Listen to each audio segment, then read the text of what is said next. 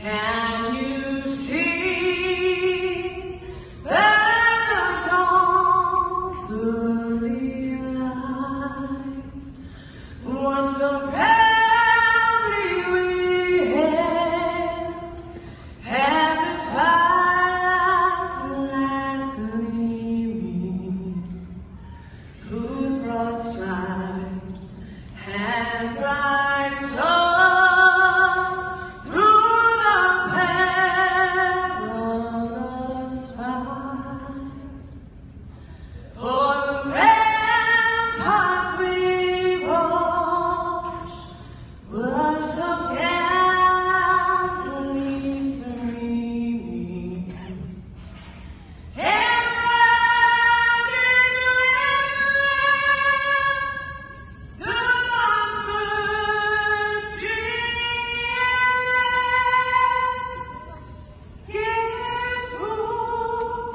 through the night, that our flag was still there. Oh, sailors that star-spangled banner yet wave,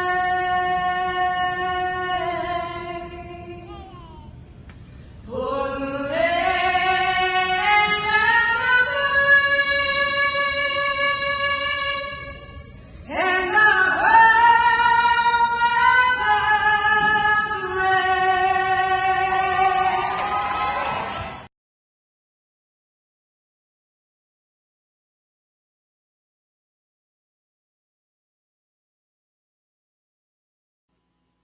Hey, good evening, everybody. So I am solo tonight.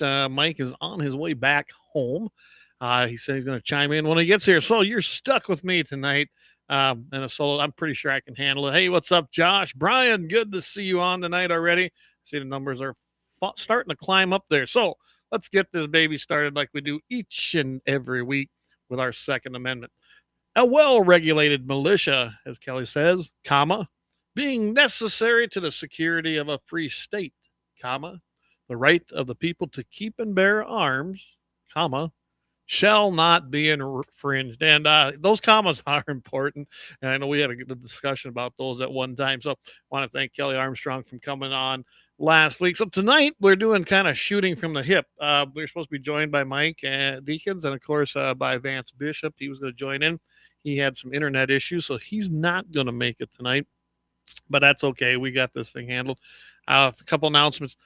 JD will be hosting 701 Nation again tomorrow night. He's got a great show for you guys planned. I'm going to put this up here in a little bit. But he's going to have a P-Dog Rifle Steel Challenge recap. I unfortunately could not make that this weekend. I was hauling cattle on Sunday.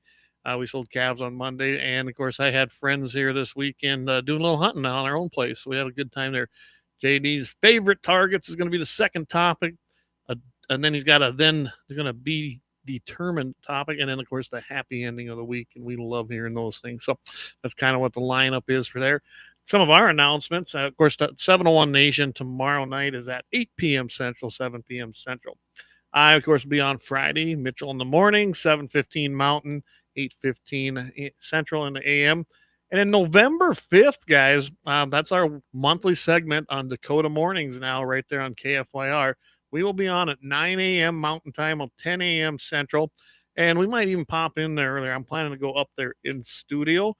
But then next week, I'm going to have Jason Heitkamp on. He's running for the North Dakota Department of Public Instruction Superintendent. He's, of course, challenging Kirsten Baszler, who's been a disaster. It's a nonpartisan position. Let's face it. She is a liberal. We're going to talk about the Second Amendment, of course, the law that went through allowing school boards to let their basically teachers, maybe resource officers, however they want to handle it, carry concealed in them schools to protect the kids, which is the best way to protect kids. It's just there's no other way to do it. That is the best way to do it. So we're going to talk a little bit about that. Now, him and I were talking today a little on it. And I said, if I remember right, when we passed that, I believe that it is up to the Department of Public Instruction superintendent. They got to sign off on it. School submits their plan, how they're going to execute it, and what they're going to do it. Then they submit it to DPI, and it's completely the sole discretion of the superintendent of the DPI to sign off on it. She doesn't think that that is one of her duties. Of course, she's probably drunk, getting another DUI or beating up her boyfriend. So she probably wouldn't know. Great person, just a great moral person to be the DPI superintendent. So I'm going to have Jason on, and he's going to talk to you. So if you haven't voted yet, you might want to take a listen because Jason's got some good ideas. I do know Jason. I've known him for quite a while, and happy to have him joining us. Hey, good to see you, Dan. Good evening to you as well. JD's, of course, tuning in here. Josh Patterson, David Fedding, 1760 sources. Trampus says, nice shirt. Yes, I was given that at my 50th birthday party here a few weeks ago that the wife held for me. So that was kind of fun. They cleaned out the garage, had a bunch of people show up. I had no clue.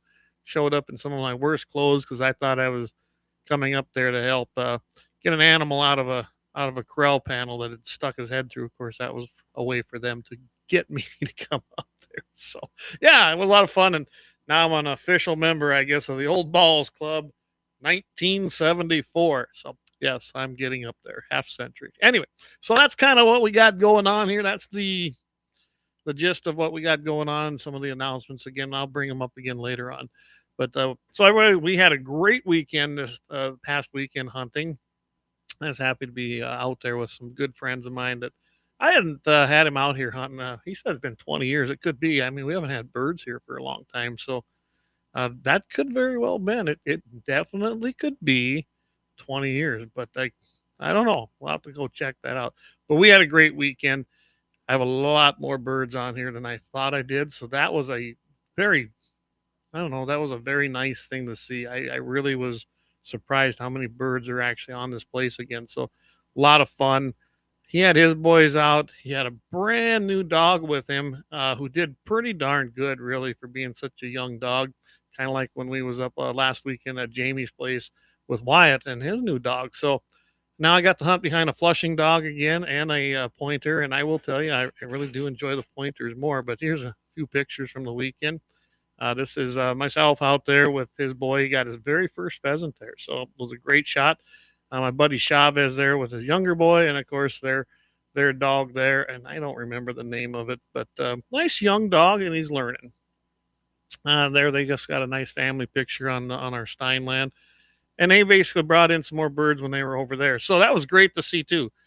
They were able to fill almost a limit of pheasants, and they definitely got a limit of grouse, and had a great time. Got to work that dog and have some really good gunning time in. I was glad that he was down here. It was nice to have him down. He hadn't been in here for a while, and we're gonna try to do it again. And Jamie, I'm planning to come up there maybe one more time. We'll see what happens. Weather's starting to set in.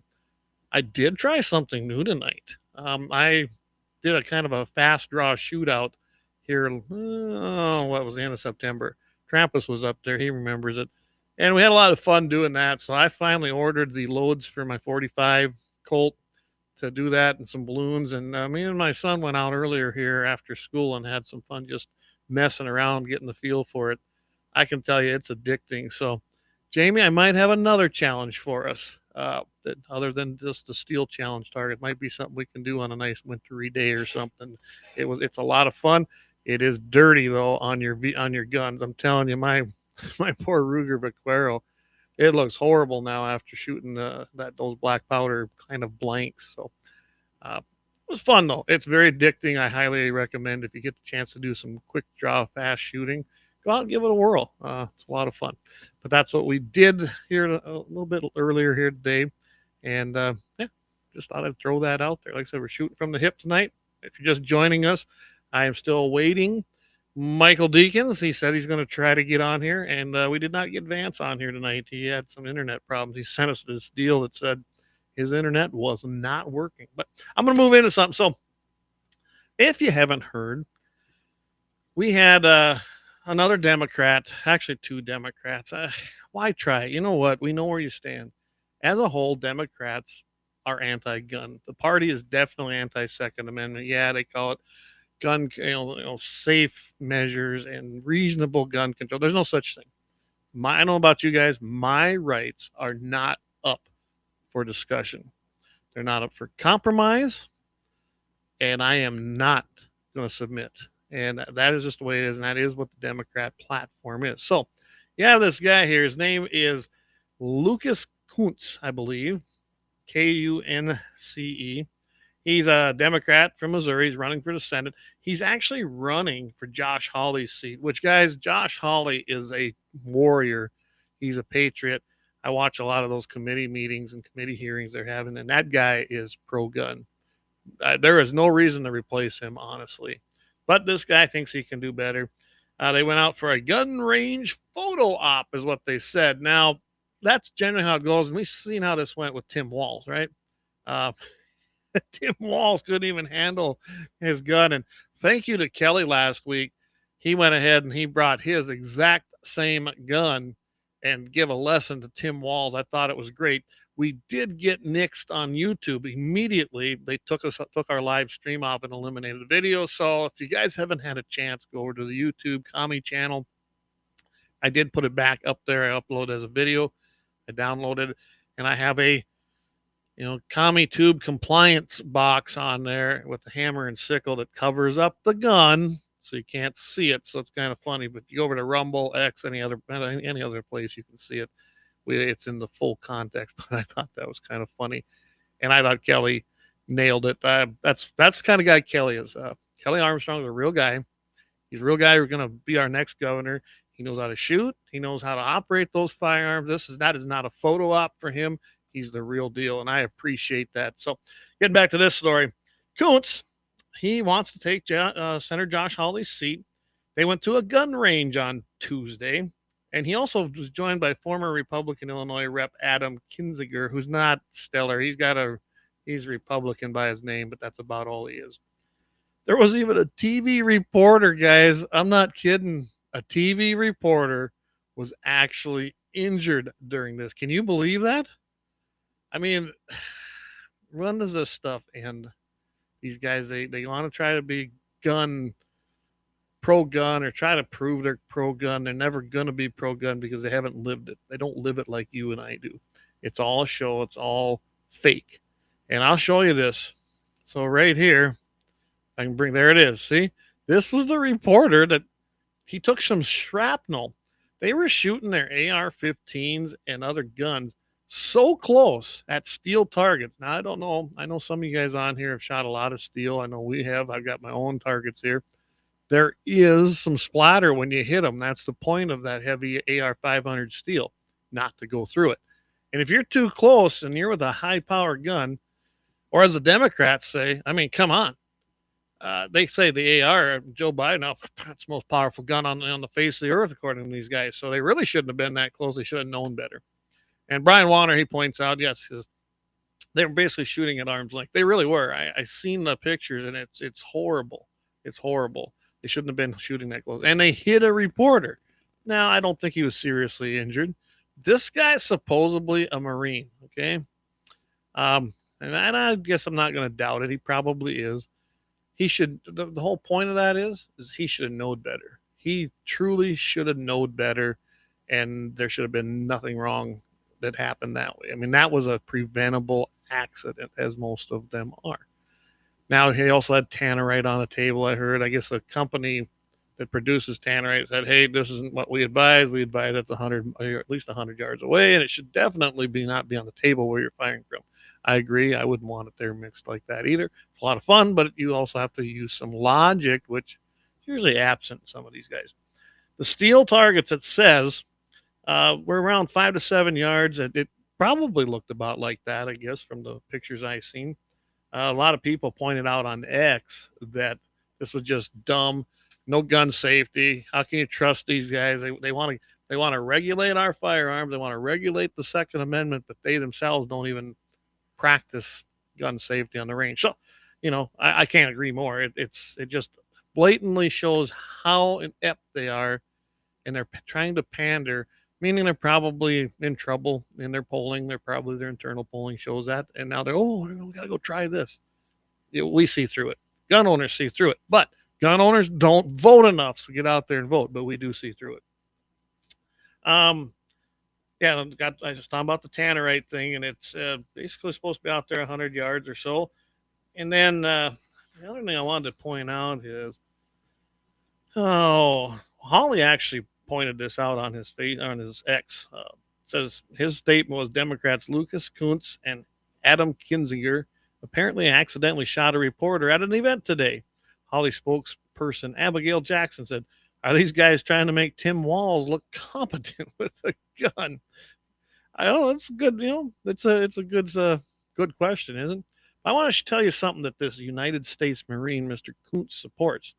He was doing an interview in 2022 on National Public Radio, and he said that he supported including raising the age limit to buy a gun to 21, expanding red flag laws, and expanding background checks. So that is the stump speech from all of these politicians that call that common sense gun control. Red flag laws take away your due process rights. Plain and simple. There's no other way to do that. I mean, anybody, essentially, some of these are written. Anybody that calls and says that you are harm to yourself or harm to others, guess what? You're going to probably be getting a knock on your door, and that's what a red flag law does. It's completely stupid as far as I'm concerned. They'll come in, they'll probably take your guns, who knows, and then you get to prove you're not innocent till proven guilty. You're guilty till proven innocent. You get to prove your innocence with a red flag law. They're no good. And by the way, we did have them tried in North Dakota. So far, I don't know what's being written this year. And some of the guys I know said they haven't seen anything that's being talked about, but I'm sure they'll try it again at some point. As far as expanding background checks, this is generally about the gun show loophole that does not exist. The gun show loophole, and it don't exist. Yes, I could go take all these guns and go to a gun show and sell them. Private sales. Kind of. I mean, the new ATF ruling probably says that I can't do that anymore. But that was the whole idea is you're supposed to be able to do that.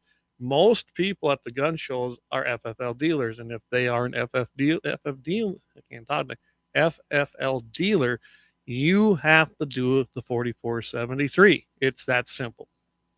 Ask anybody about that. Go down to Mandan Sporting Goods and talk to Brandon. He'll tell you that. You talk to 1760 Sports, David on here.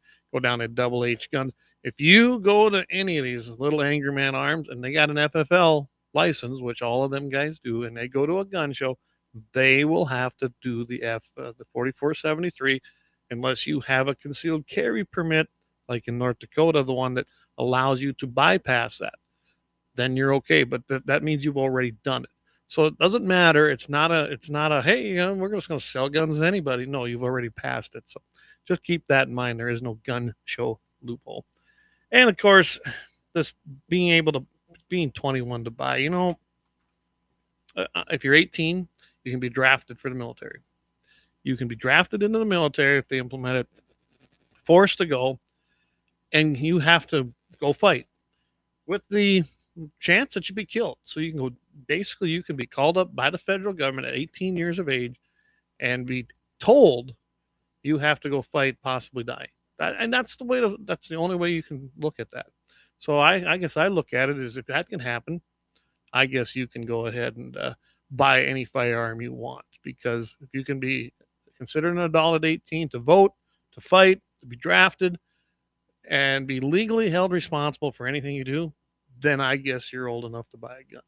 Otherwise, we better change every law to 21. Of course, well, when it gets into the drinking age, and I've got reservations about that, I kind of think the same thing. If you're 18 and you're supposed to be an adult in everything you do, then you should be able to also drink and have a beer. But you also get to suffer the same consequences if you break the law or you abuse that privilege, because that's what it is. They've made it into a privilege. So, yeah.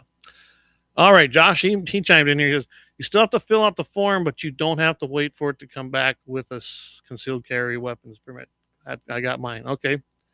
So that's how that works in there. I didn't know if you had to fill it out or not. Anybody else can sure chime in. I know there's two types there's a class 1, a class 2, so maybe it's different.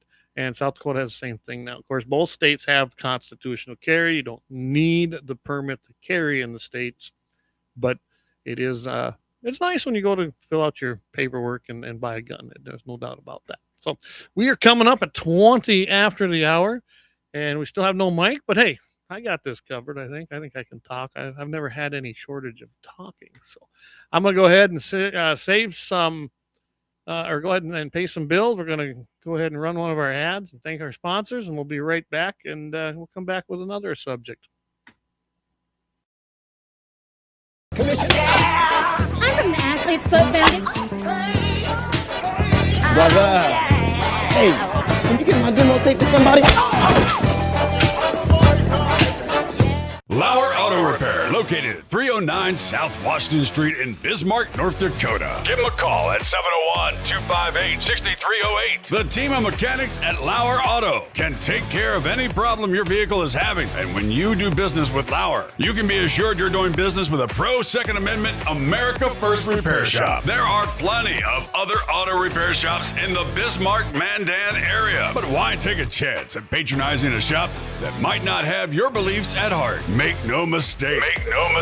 Lauer Auto is your pro Second Amendment repair shop. When you talk to the guys at Lauer Auto, don't forget to tell them that you heard they are a sponsor of Guns and the 701 and that you appreciate their support of our pro Second Amendment, pro North Dakota live stream and podcast. That's Lauer Auto Repair, 701-258-6308. 701-258-6308. Located 309 South Washington Street in Bismarck, North Dakota. Experience the exhilaration of power in your hands at Bloodline Kinetics. Why Cerakote? Simply, it aids in firearm preservation while also giving your piece a unique look. Barrel threading, NFA laser engraving, bolt handle threading, mount, level, and bore, sight scope chamber rebarreling, and much more. Bloodline Kinetics is meant to reflect a long American lineage in gun ownership, who stand for the Second Amendment rights, Bloodline, and the science behind gun accuracy, Kinetics. To some, it's just a constitutional right that can go away. To us, it's in our American bloodline, and we believe it should stay that way. Here at Bloodline Kinetics, we understand that hunters, sportsmen, women, and gun owners should have a quality firearm. Stop and see us at 2008 Morrison Avenue 2 in Bismarck, North Dakota, 58504, Monday through Friday, 8 a.m. to 5 p.m. Call 701-390-7997. Visit our website, bloodlinekinetics.com.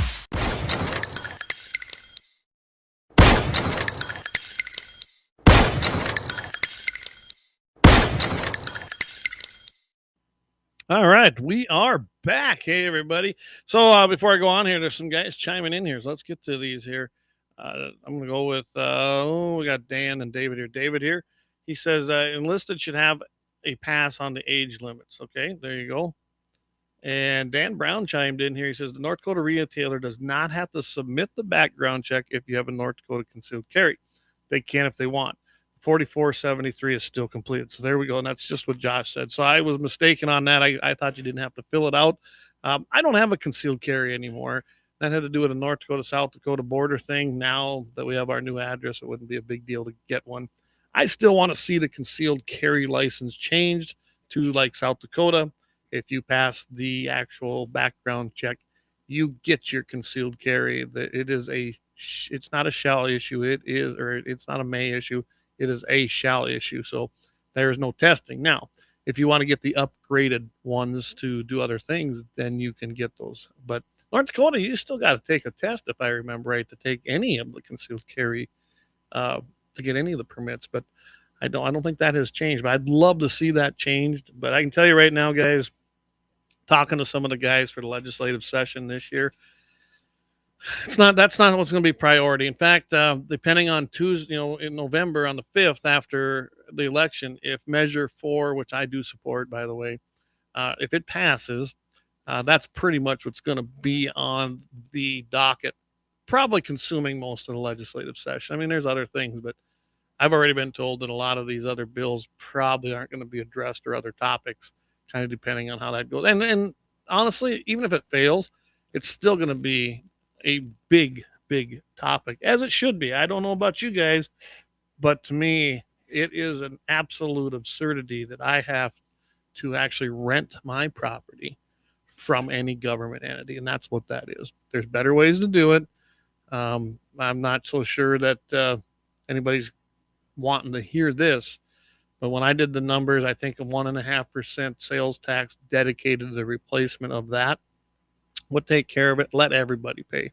The poor person, the rich person, the landowner, they're worried about these non-resident landowners. Well, when they come out here to hunt, they sure going to hit it then, because they come and spend a lot of dollars to go hunt their land. And I would think that it's going to help the retail market too.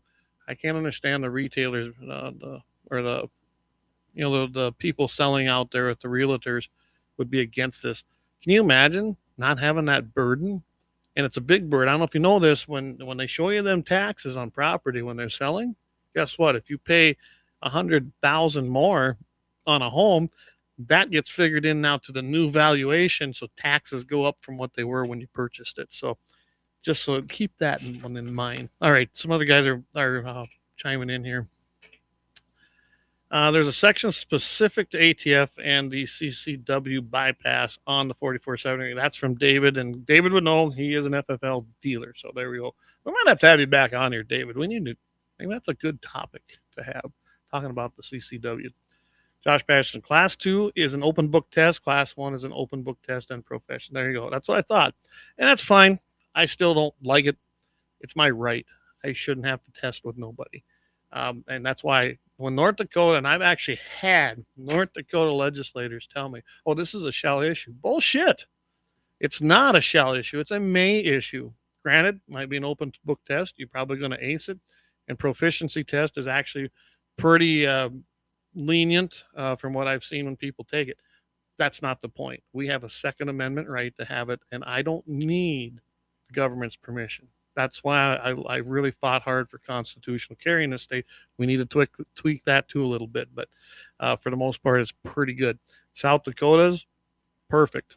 It really is. And then you can go on to get your concealed and do the proficiency tests, the ones that will allow you to meet the standards for ATF compliance, essentially for background checks. Just keep that in mind. If you want to keep those, that's fine, but we should have a concealed carry permit that you can get. So then you can use it in other states, that you don't need to take a test and you don't have to take a proficiency test. All you have to do is take the background check and get your concealed carry. That's my opinion, and it worked very well and has never been a problem south of the border down here. Now let's go into the property tax thing. Realtors will obviously see a rise in sales if taxes created hardship, so I can see the position of the bottom feeders. I said, I do believe there's going to, it will work. I know that it will force the legislature and force these counties to actually do some cuts, which needs to be done, but it's not an elimination, really.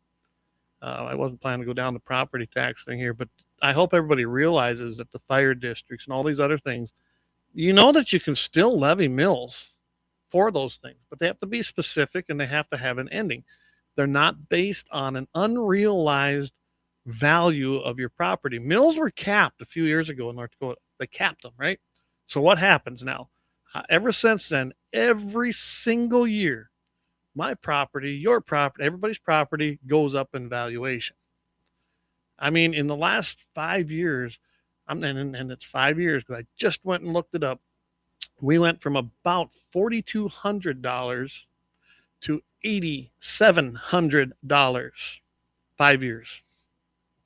And in Sioux County. And when I complain about it, go to their stupid deals that you're supposed to be able to basically at least be heard and maybe get it lowered. Yeah, they ignore you. At least in Sioux County they do. And so tough. And that's the problem with an unrealized, that money ain't in my bank. That's an unrealized capital gain, and you shouldn't be taxed on that. If everyone's fighting that right now. Oh, you can't do that. Well, that's what they're doing to us as property owners. That's an unrealized capital gain because my property is a capital gain. Sell your property once. It's going to sell for more. I'll never get the evaluated price. I'll take the evaluated price probably, but you can't get that in the real market. But if I do sell it, they're going to charge me a capital gain if I don't reinvest it and buy new land. But that's a whole nother subject. I've been down before, and it's really not what we do here. But anyway, So I'm going to get to something here that I saw from Game and Fish, and Game and Fish come out, and on it's on October 22nd, and I didn't realize they did this. I was just kind of looking around for some different things. So hunters can now get refunds, and I wondered when this might happen. I think I've seen a little of this EHD around here. I'm pretty sure that's what took out one of my bigger whitetails, but they came out with an official statement here. It says Game and Fish is allowing hunters with whitetail or any deer gun licenses in several units in western North Dakota the option of turning those licenses in for refunds. Casey Anderson, he's a wildlife chief. He said the decision is based on scattered reports of whitetail deer mortality caused by the epizootic hemorrhagic, I think is how you pronounce that, disease, which is also known as EHD, that began in late August. Hunters with antlered whitetail, antlerless whitetail, any antlered and any antlerless licenses are eligible for refunds in units. So listen up: 3D1, 3D2, 3E1, 4B, 4C, and 4D. Hunters who return their licenses will have their bonus points restored, and if applicable, the same number of points prior to the 2024 deer gun lottery. So 3F2 isn't on there, and I kind of think it probably should be.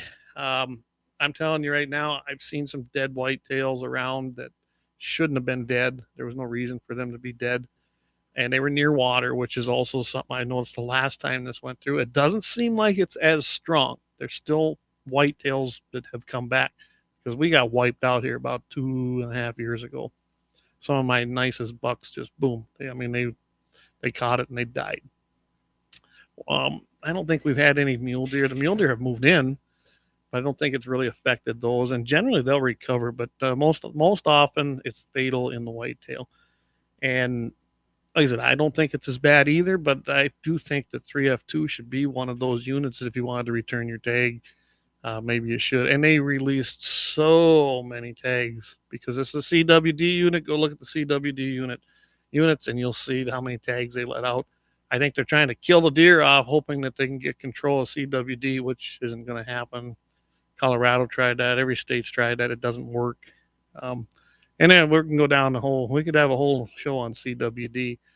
And what Game and Fish does versus what other places are doing, especially private deer farms, are two separate things. And follow the money. That's all you have to do. The Great American Outdoor Act, it approved a whole bunch of money for these states to just continue this CWD thing. And it's not what you think it is. It really isn't. There is things you can do. I don't know if you can cure it, but the deer can survive it. It is not the fatal disease that they keep talking about. It just isn't. And some of the crazy things they got going with trying to mitigate this make no sense to me. They really don't. So anyway, getting back to the whitetail thing, they compared this to the previous years, said the outbreak appears mild and less extensive, but it is possible that some hunters could notice an impact on a localized area.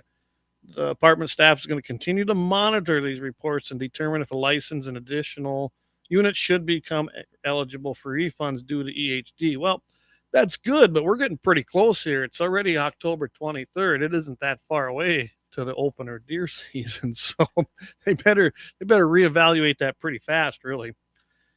They said that landowners, if they want, they should report any dead deer along with photos, if possible, to the department through an online wildlife mortality reporting system, which I'm not going to do. I will call them and talk to them. I'm not getting on their damn websites. I'm so sick of that stuff, too. Before deciding to turn in a license, though, they urge license holders to make local contacts and find out the extent of the mortality in their hunting unit. That's not bad. That's not bad advice. I've told people that already that we're planning to come out here. Like, well, there are deer here. I got a lot of mule deer. I really do. Most people don't have a mule deer tag. They're so hard to get. But the whitetails are scarce.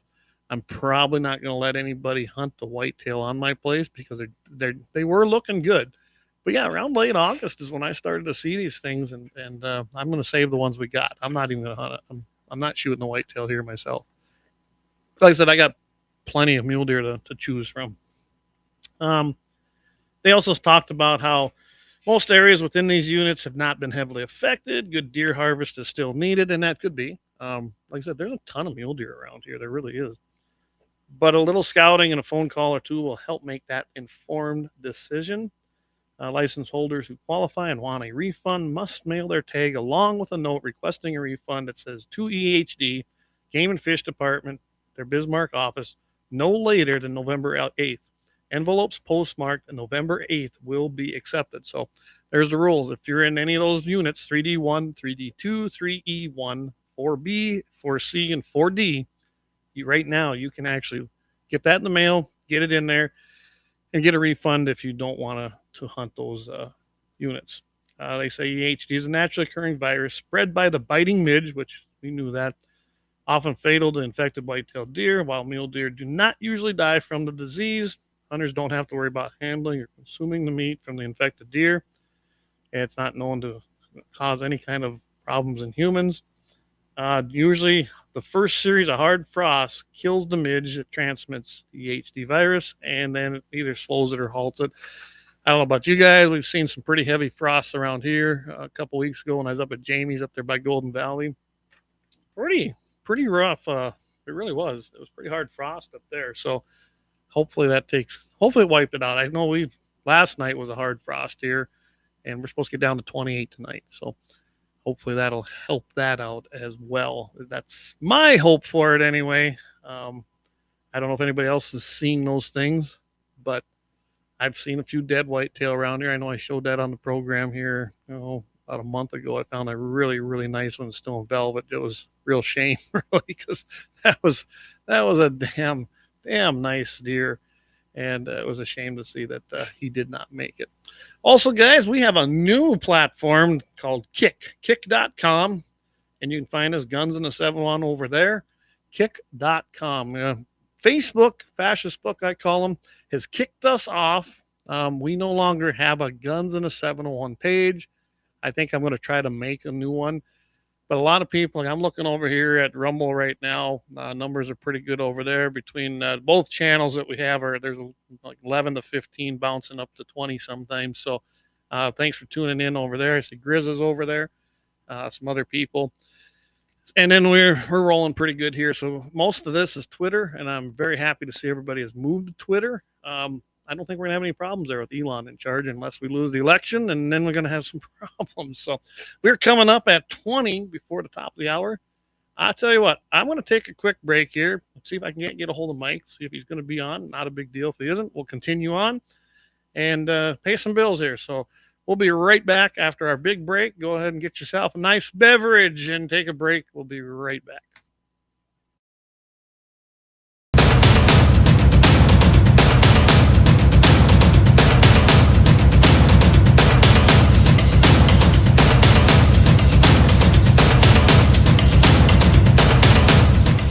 Lauer Auto Repair, located at 309 South Washington Street in Bismarck, North Dakota. Give them a call at 701-258-6308. The team of mechanics at Lauer Auto can take care of any problem your vehicle is having. And when you do business with Lauer, you can be assured you're doing business with a pro Second Amendment America First repair shop. There are plenty of other auto repair shops in the Bismarck-Mandan area. But why take a chance at patronizing a shop that might not have your beliefs at heart? Make no mistake. Lauer Auto is your pro Second Amendment repair shop. When you talk to the guys at Lauer Auto, don't forget to tell them that you heard they are a sponsor of Guns and the 701 and that you appreciate their support of our pro Second Amendment, pro North Dakota live stream and podcast. That's Lauer Auto Repair, 701-258-6308. 701-258-6308. Located 309 South Washington Street in Bismarck, North Dakota. Experience the exhilaration of power in your hands at Bloodline Kinetics. Why Cerakote? Simply, it aids in firearm preservation while also giving your piece a unique look. Barrel threading, NFA laser engraving, bolt handle threading, mount, level, and bore, sight scope chamber, rebarreling, and much more. Bloodline Kinetics is meant to reflect a long American lineage in gun ownership, who stand for the Second Amendment rights, Bloodline, and the science behind gun accuracy. Kinetics. To some, it's just a constant constitutional right that can go away. To us, it's in our American bloodline, and we believe it should stay that way. Here at Bloodline Kinetics, we understand that hunters, sportsmen, women, and gun owners should have a quality firearm. Stop and see us at 2008 Morrison Avenue 2 in Bismarck, North Dakota, 58504, Monday through Friday, 8 a.m. to 5 p.m. Call 701-390-7997. Visit our website, bloodlinekinetics.com. Ever tried catching a fish with your bare hands or hunting a deer with a stick? Don't be that guy. At Mandan Sporting Goods, we've got all the hunting and camping gear you need. We're your one-stop shop for outdoor adventure. A well-regulated militia being necessary to the security of a free state, the right of the people to keep and bear arms shall not be infringed. Check us out at mandansportinggoods.com, or better yet, stop in to 210 East Main Street, Mandan, North Dakota. Mandan Sporting Goods, where the outdoors meets functionality. Store hours, Monday through Saturday, 9 a.m. to 6 p.m. Closed Sunday.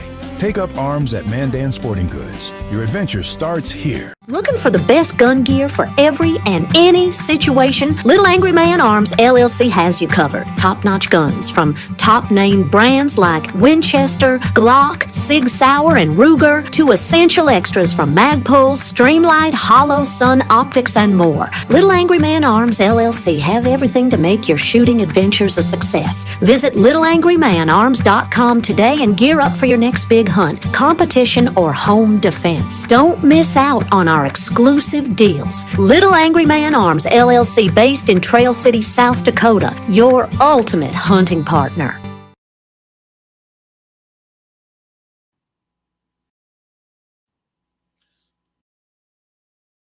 Firearms at Bismarck's Double H Gun Shop.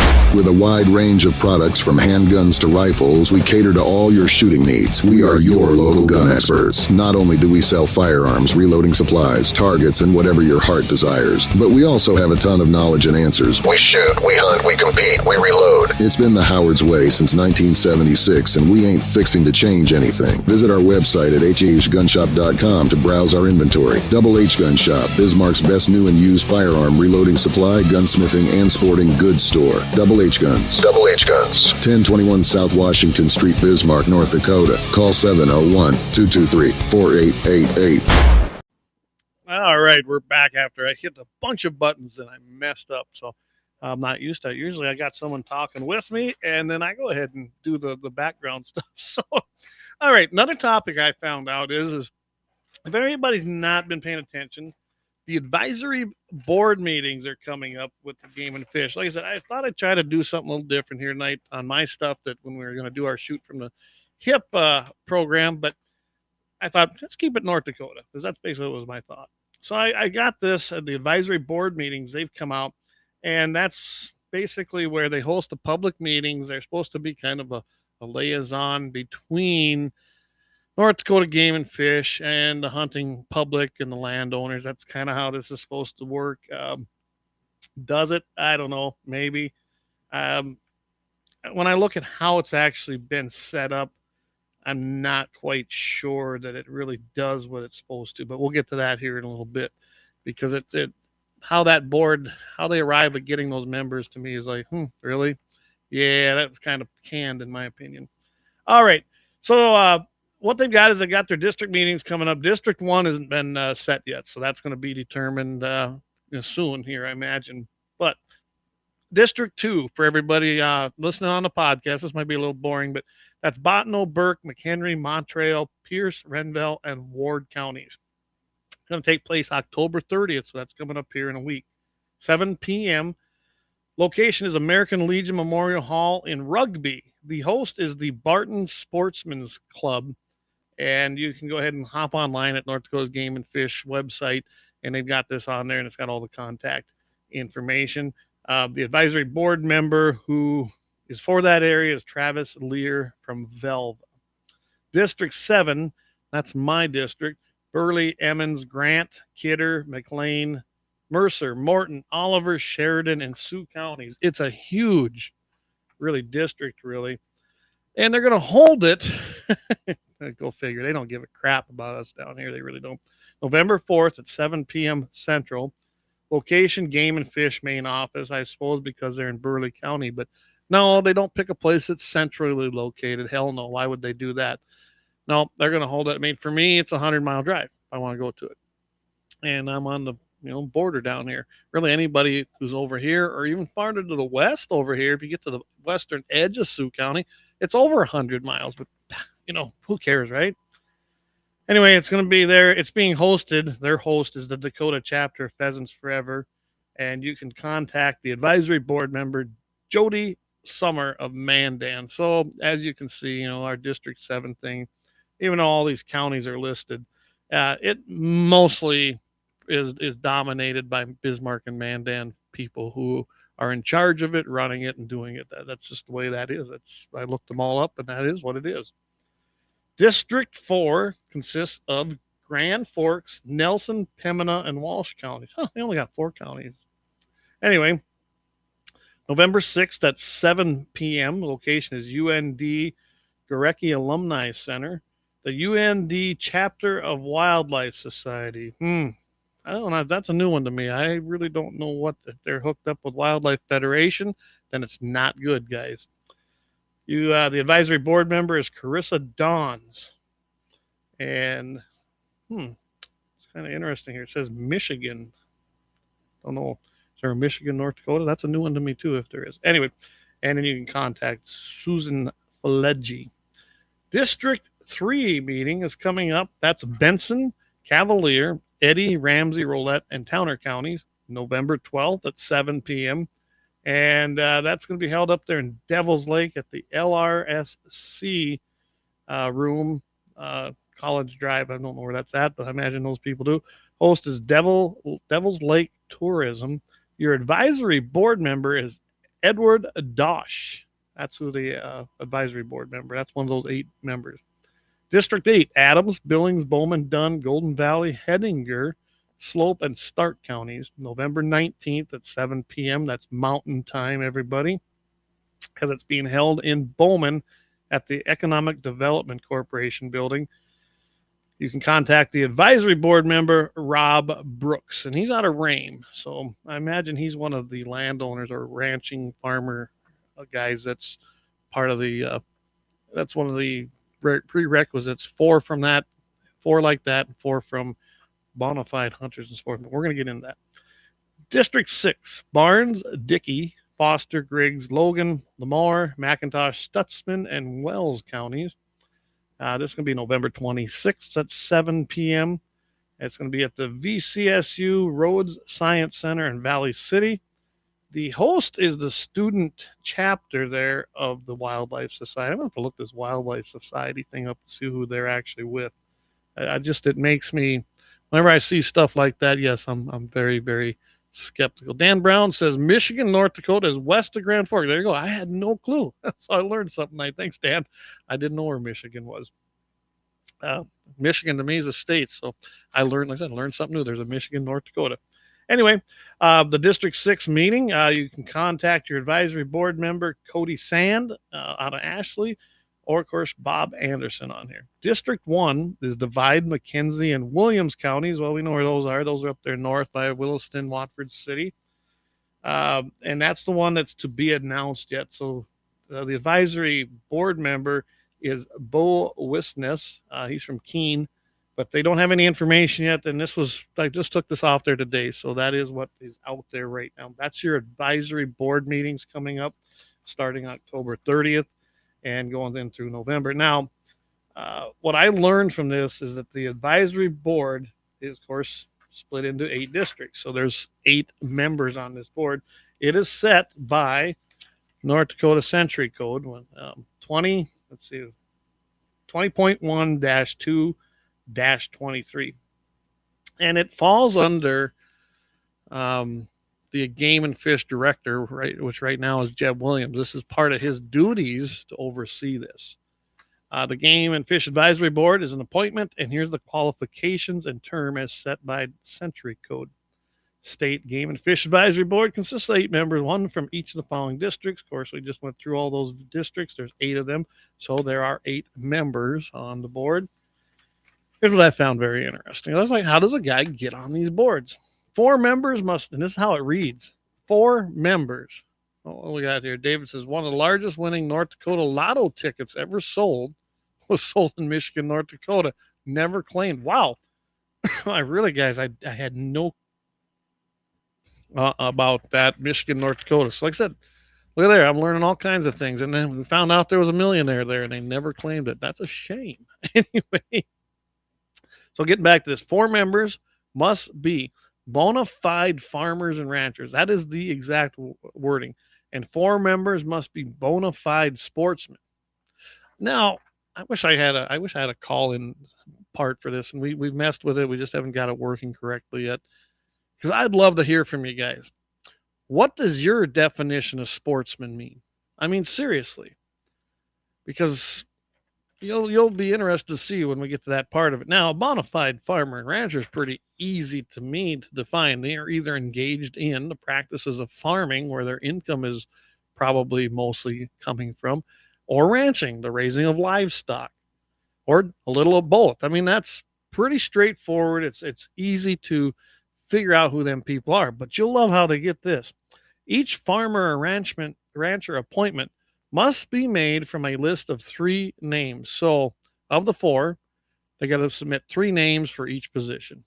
Submitted by agricultural organizations. Really? So basically, if you're not a member of, the Farm Bureau, Farmers Union, I suppose North Dakota Stockmen's Association, pick your organization, wheat growers, all these. They have to submit your names. Otherwise, if you're not a member of them, most likely, that's the only way you'd probably even get a submission, you aren't eligible. Really? So they don't really want anybody unless they've already been vetted. That's basically what I'm getting at. To me, they want very vetted people that fit a certain ideology and narrative and probably aren't going to challenge some of these crazy things I see coming out of places like Game and Fish. And that is what I do believe on this.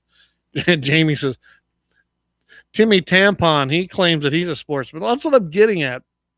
Who are the sportsmen and how are they determined? Well, you're going to love how they determine them through century code. And when this thing was written, you just know damn well that was the intent of it. David says, sportsman, store-bought animal urine on boots, Elmer Fudd dress required. Well, I think when you hear what I'm going to read you, that's probably pretty cool. I'm going to put that one up there, David. It's just great. I love it. Let's see. Dead Wolf Resistance says, if you raise your own livestock and other food, you should qualify.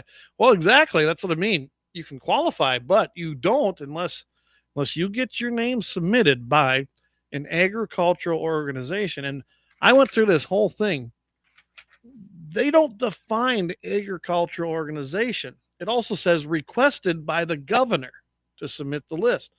So does the governor. I got to really, I didn't know. I thought, hey, this was a good subject to go and kind of go down that rabbit hole and see.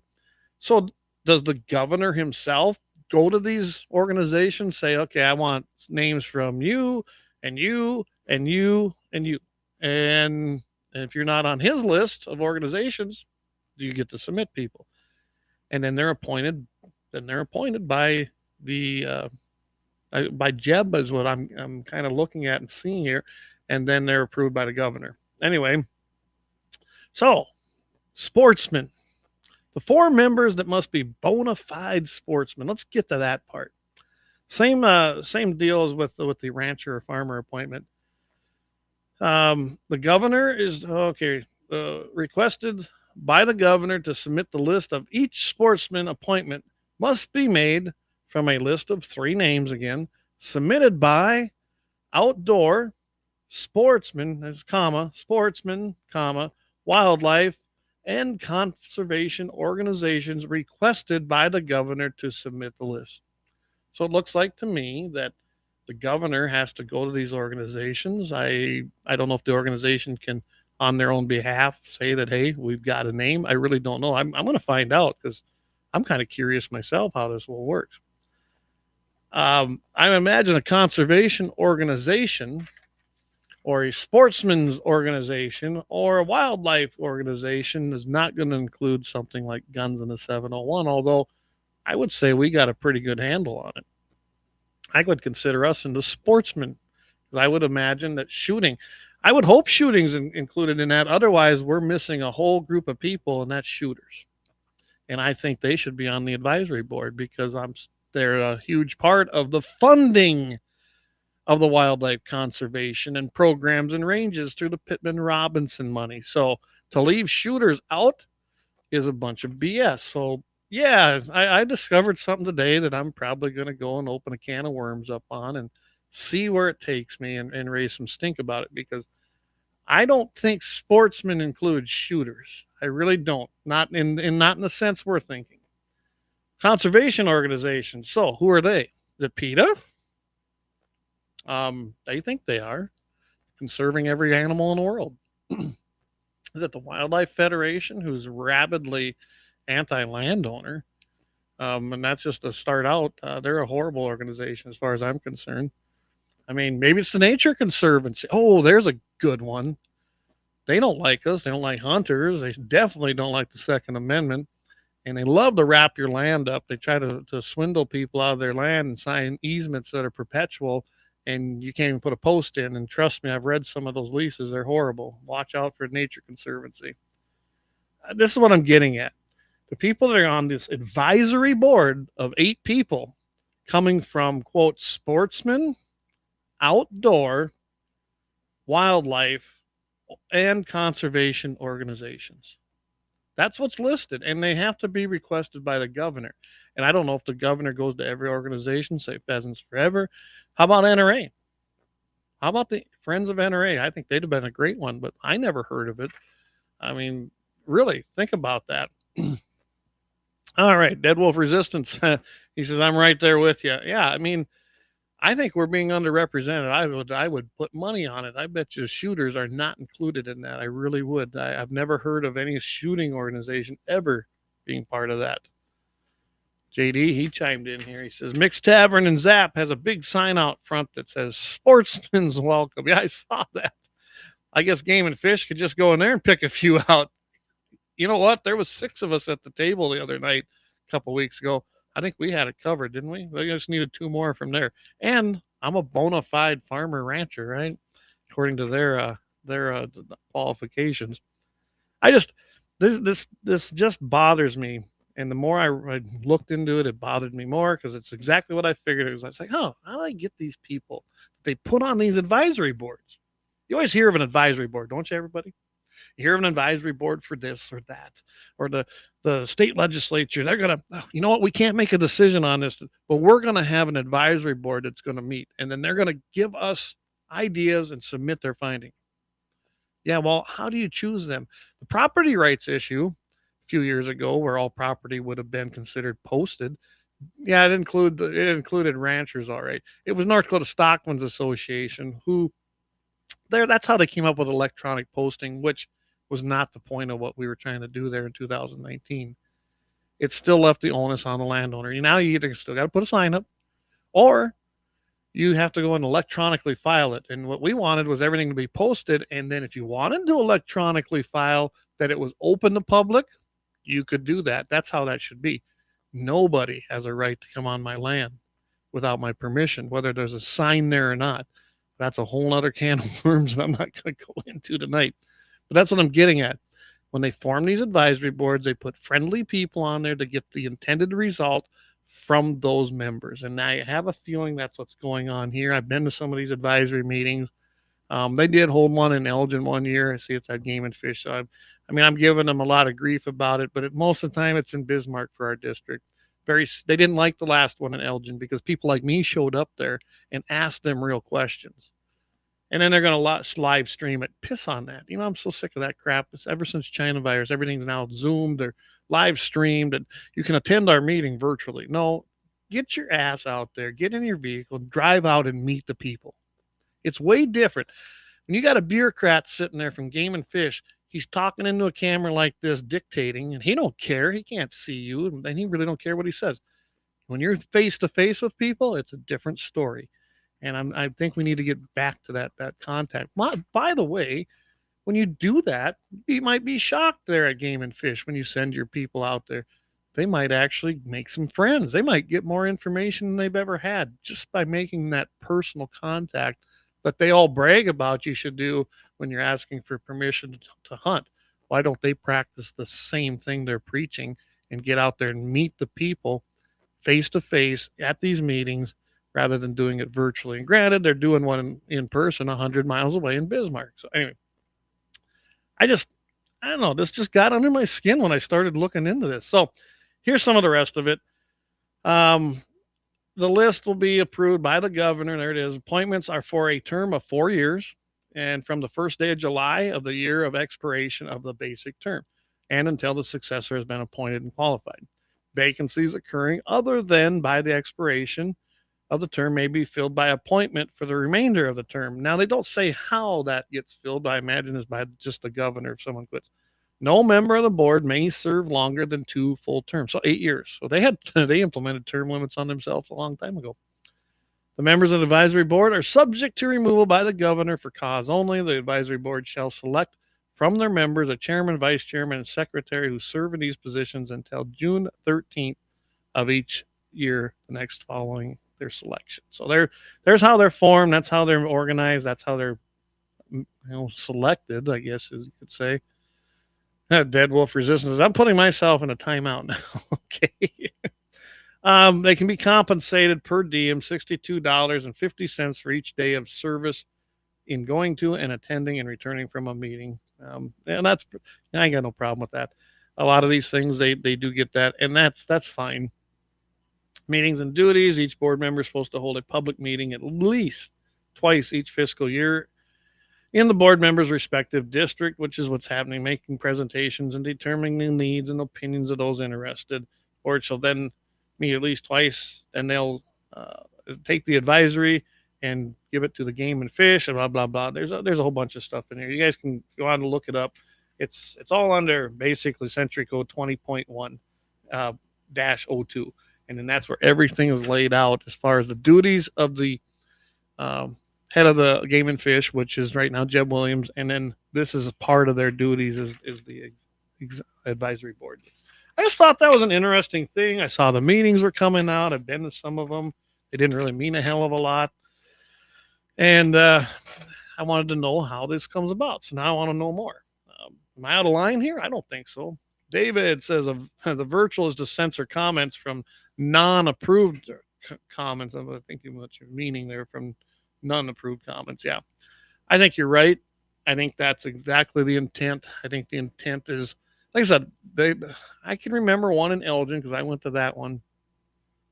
I can't remember one anywhere else down in here in this area. Maybe New Leipzig, but not since I've been here.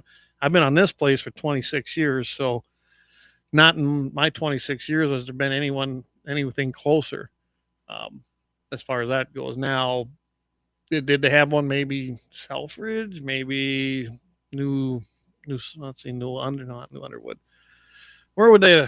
At St. Anthony, that'd probably be in there. That's Morton County. Well, so would New Salem. So I don't know. Maybe they've had some up in there. I don't know. If anyone knows, let me know. But in the 26 years I've been on this place and been in North Dakota, I've never seen the one except in Elgin, and they've never been back. And I'm telling you, when we showed up there, there was some pretty big issues going on. Property rights was one of them. And of course that CWD, there was just a ton of issues going on from a lot of different people. That's when they were also trying to talk about maybe they were going to do away with the gratis tag, or they were going to change the rules of it. And that really had people fired up. I can tell you that it was not a friendly crowd to game and fish. And that game warden who attended up there, and I'll give her credit, she took it. But it was not a pleasant night for her. Some of the people I feel got out of hand at that, and they were reprimanded by others in the group. It was a very heated and contested meeting. And I think that stems from being ignored. A lot of those subjects had been going on, been ignored by game and fish, and people had enough. So then when the advisory board had their meeting, they let her rip, and they really did. I mean, that place was packed. So I go to these meetings. I think it's probably good. I know that Daryl talks about them on the show on KFYR.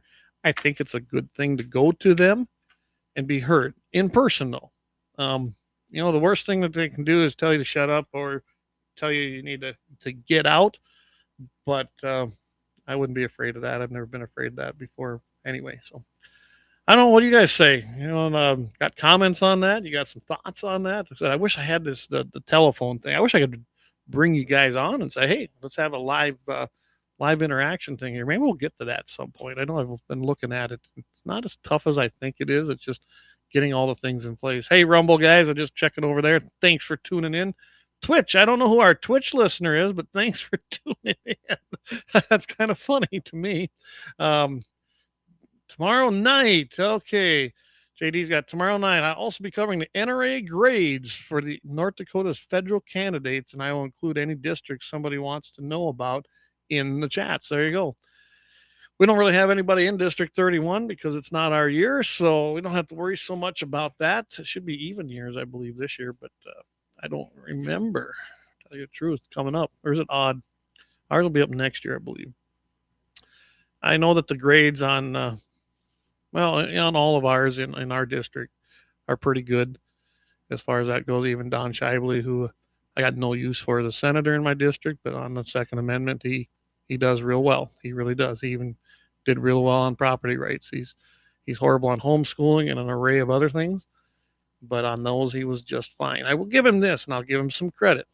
Don Shively out of District 31, our senator, is actually in favor of Measure 4. So my kudos to him. Like I said, I don't like the guy, but when he's on the right side of things, I'm going to give him the credit because he deserves it. He's representing the people at that point like he should.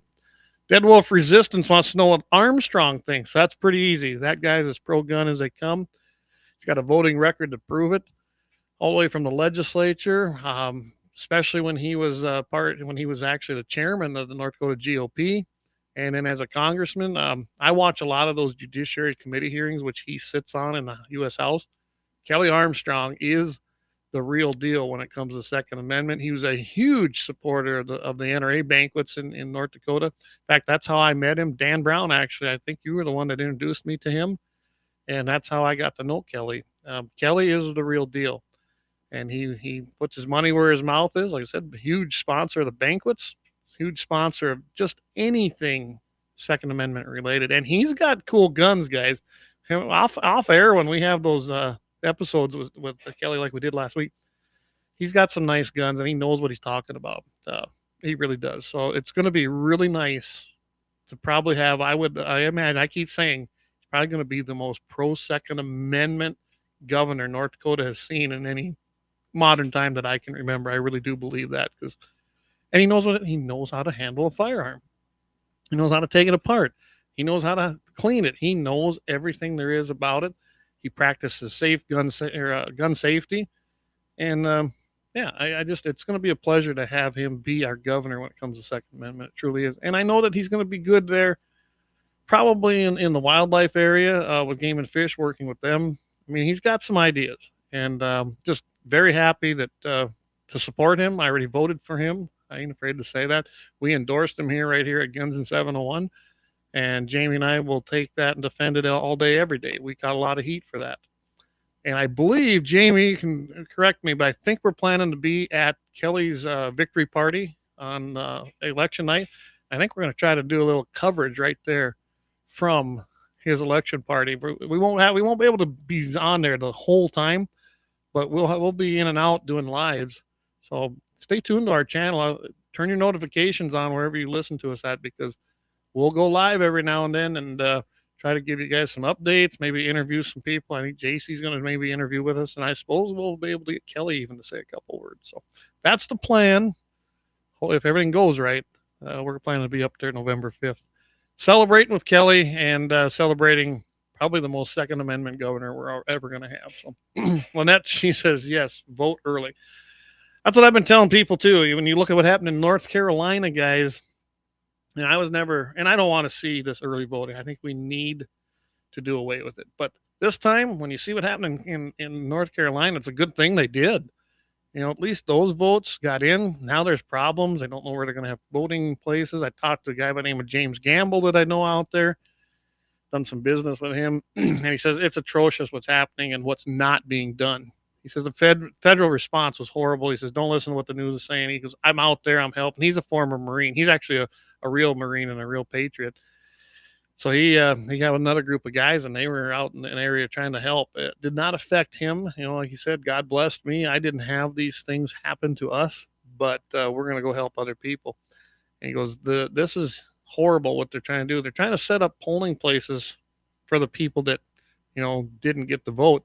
And they're so far away, they can't even get there. I mean, they seriously can't even get there because their cars are gone. They're still flooded.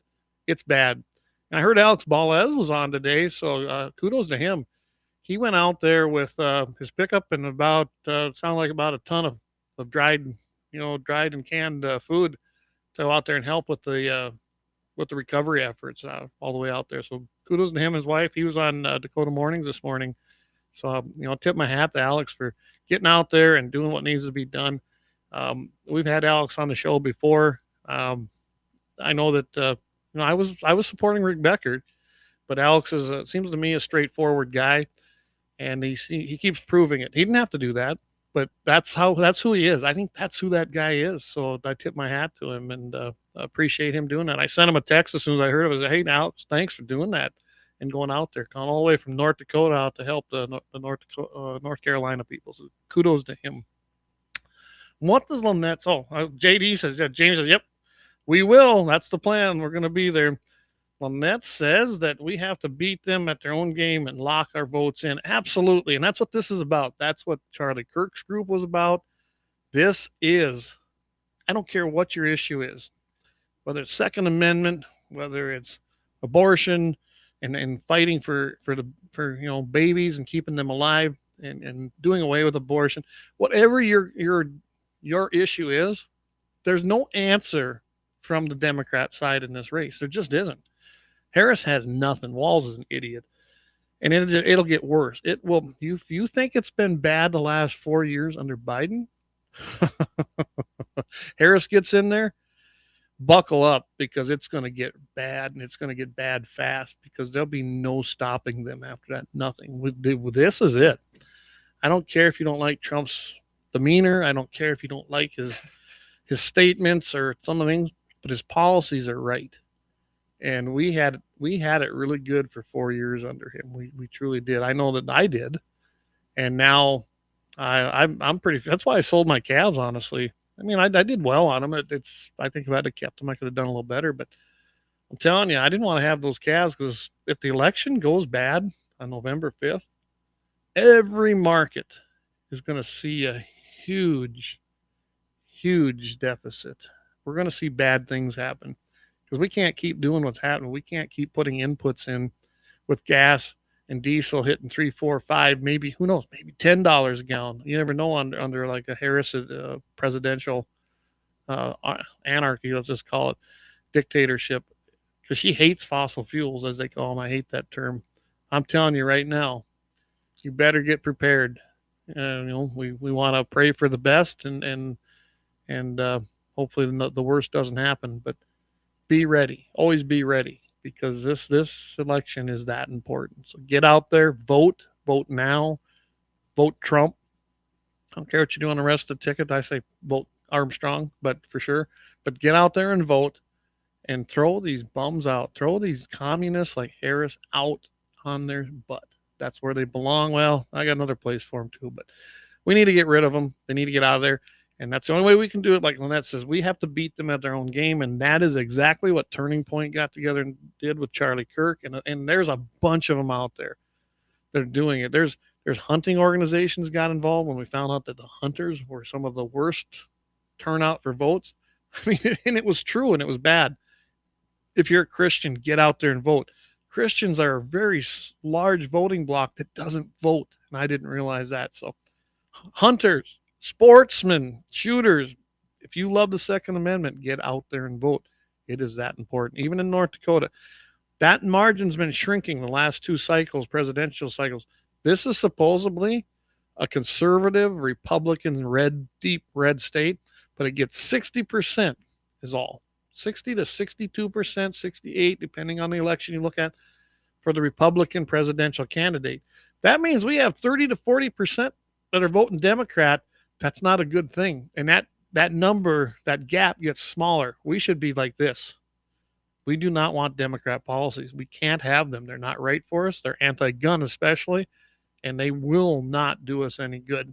So we got Dead Wolf Resistance. He says, what if all history on the somehow on with Tim Pool, look it up. I'll have to go look at that. I don't know what you're talking about on that one, but I'll go check it out. All right, guys, we're gonna take our last break. I have a happy ending of the week for you, and you know what's cool?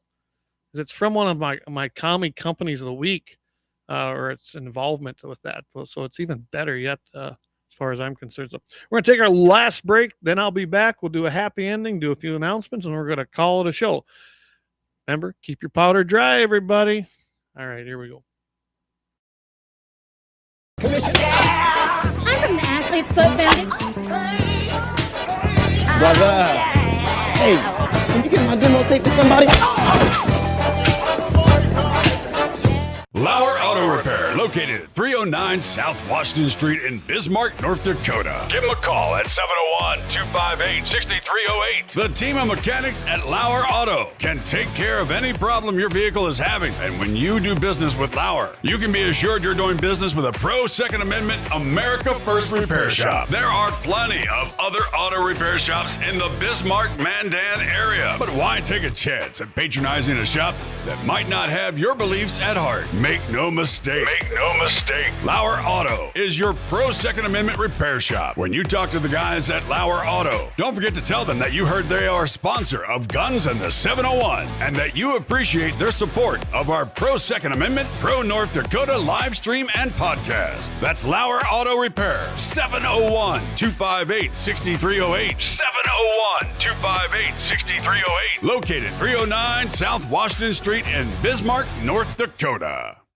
Experience the exhilaration of power in your hands at Bloodline Kinetics. Why Cerakote? Simply, it aids in firearm preservation while also giving your piece a unique look. Barrel threading, NFA laser engraving, bolt handle threading, mount, level, and bore, sight scope chamber, rebarreling, and much more. Bloodline Kinetics is meant to reflect a long American lineage in gun ownership, who stand for the Second Amendment rights, Bloodline, and the science behind gun accuracy. Kinetics. To some, it's just a constitutional right that can go away. To us, it's in our American bloodline, and we believe it should stay that way. Here at Bloodline Kinetics, we understand that hunters, sportsmen, women, and gun owners should have a quality firearm. Stop and see us at 2008 Morrison Avenue 2 in Bismarck, North Dakota, 58504, Monday through Friday, 8 a.m. to 5 p.m. Call 701-390-7997. Visit our website, bloodlinekinetics.com.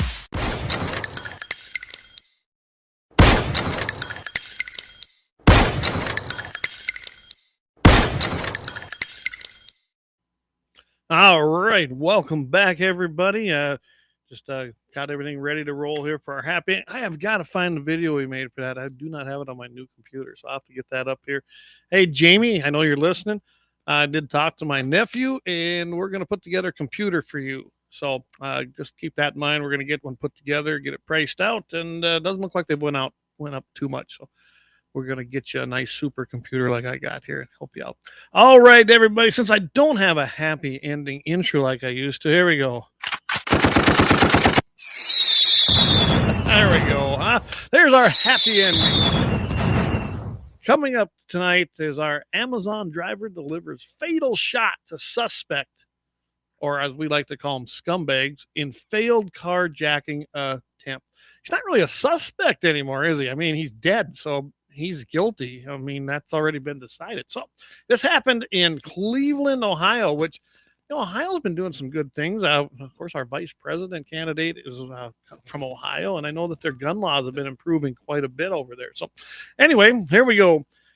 A scumbag is dead following a failed carjacking attempt involving an Amazon delivery driver in Cleveland. Now, we all know that Amazon, this isn't the first time. There's one took place in their parking lot here about a year ago that we did.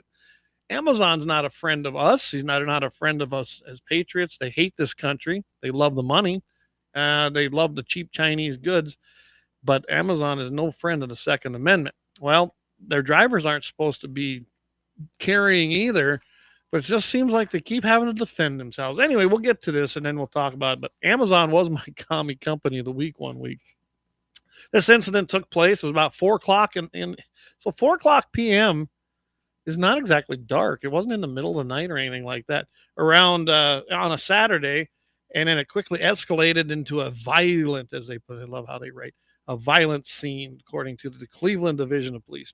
During the attempted carjacking, well, I guess you could call it that, but it turned out it actually happened.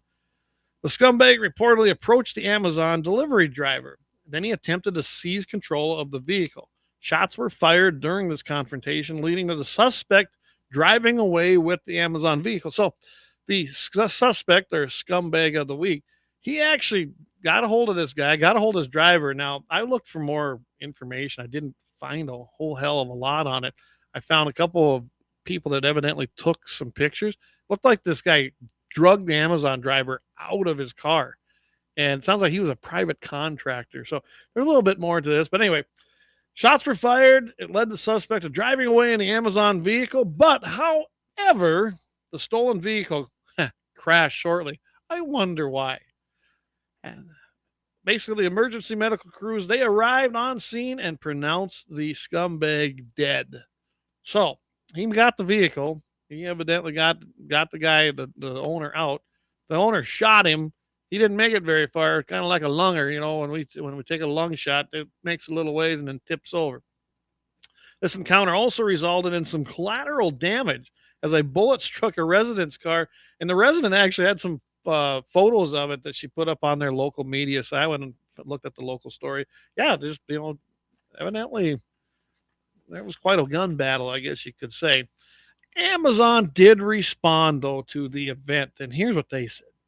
This is quote: "We are saddened to learn of this tragic incident and are working closely." What's so tragic about it? I mean, it would have been tragic if the innocent guy, which would have been the driver, would have something happened, but the scumbag died. So I don't know if it's that tragic. And it's got another scumbag that ain't going to rob anybody. Anyway, we are saddened and we're working closely with law enforcement as they investigate. It's important to note that Amazon drivers, often classified as independent contractors, may drive their own vehicles depending on the program they are enrolled in with us. There is no current indication that this driver that was involved will be terminated. And although Amazon typically does not authorize its drivers to work while armed, well, we knew that. That's why I said they were my commie company of the week one week. Amazon does not. I like how they worded that. They don't allow it. They forbid you if you're driving one of their vehicles. There's a lot of companies that do that. I know a lot of people ignore it. UPS drivers can't do that. Did you know that? I know several of them. They are not. It's actually grounds for immediate termination if they get caught. Even though UPS drivers have defended themselves, there's been plenty of stories and they usually get terminated. So think of that. You get terminated for breaking their stupid rule, exercising your Second Amendment right to protect and defend your life, and you do it. You save their trucks, you save their items, you save the packages, but yet you get terminated because you did the wrong thing. So, but anyway, so I wasn't even able to get a name on this because it's a pretty new story, evidently, and I do not have the scumbag's name, but he now has assumed room temperature and will no longer carjack anybody. And that's our happy ending of the week for this week, October 23rd. All right. So JD, he's just chiming in here. He says, "I'll be at the inner bank with this Friday. You see me, stop over and say hi. Feel free to buy me a drink." Oh, the NRA. He's going to be at the NRA banquet. There we go. I mean, he sent a new one. So he's going to be at the Friends of NRA banquet. That's coming up in Mandan, North Dakota. I believe they're holding it up there at the Baymont now. That's the old Seven Seas. I don't know which room they're holding in. And Jamie, you'll have to let me know what's going on with that. If you need information, you just hit NRA, friendsofnra.org/ND and look for Mandan, North Dakota. I still remember that from all the days. It's friendsofnra.org and just hit /ND. It'll take you right to the North Dakota spot. You can find all the information you need. Probably still even get tickets online for Friends of NRA right there. And I think they call theirs, what is it? Rough Rider chapter, I believe. Been a while. I don't remember exactly what everything's named anymore. So go check it out. There's some great guns, good time. And of course, the money goes to a great cause right there in Mandan, North Dakota. All right. Dead Wolf Resistance says, and stop thanking Democrat voting veterans for their service. Well, there is something to be said about that. So I heard something the other day here, just in closing. I keep hearing it. Hey, get out and vote. Everybody, it's your right. Go out, make sure you vote. No, I don't go along with that. I do not tell everybody to go vote. If you're informed and you know what you're voting for, please go vote. Okay? And to me, if you're not a constitutionalist, then you have no business voting, because that's what this country is. It's a constitutional representative republic. We need to restore that. That's what you need to vote for. I don't care if you vote if you think other than that. Plain and simple. I don't urge you to vote. I'm not going to help you vote. I'm not going to encourage a moron with an ideology that is more reminiscent of Marxism or communism to go vote. You can go pound it. Sure as hell, I'm not going to give you a ride. And I'm not going to help you. But if you're a constitutional representative, republic ideology minded person, who believes in the Second Amendment, God in this country, I'll do everything I can to help you get there, because that's what we are. And if you don't like that way of life or our form of government, leave. Get the heck out of the country. All these celebrities that say they're going to leave if Trump wins, please let us know. We'll help you. We'll help you pack, help you get out of the country one way, can't come back. Also, renounce your citizenship. That's what you need to do. Plain and simple. If you don't like this country and the way we are formed with our rights and the way the government's supposed to operate, leave. Get the hell out of it. And I hope Trump really follows through on all these illegal aliens. Yes, that's why I said it. They are illegal. They are a threat to this country. They're a threat to us. They're a threat to our way of life, and they're definitely a threat to our constitutional rights. Deport them, as many as we can. Are we going to get them all? No. I guarantee you we can find a bunch of them. And there's a bunch of them in Bismarck. I've seen them. I guarantee you some of them guys are illegals. And if we profile you, absolutely. You have a certain profile. Okay? Plain and simple. If you're not legal, leave. If you're legal, show your stuff. You're good to go. No problem.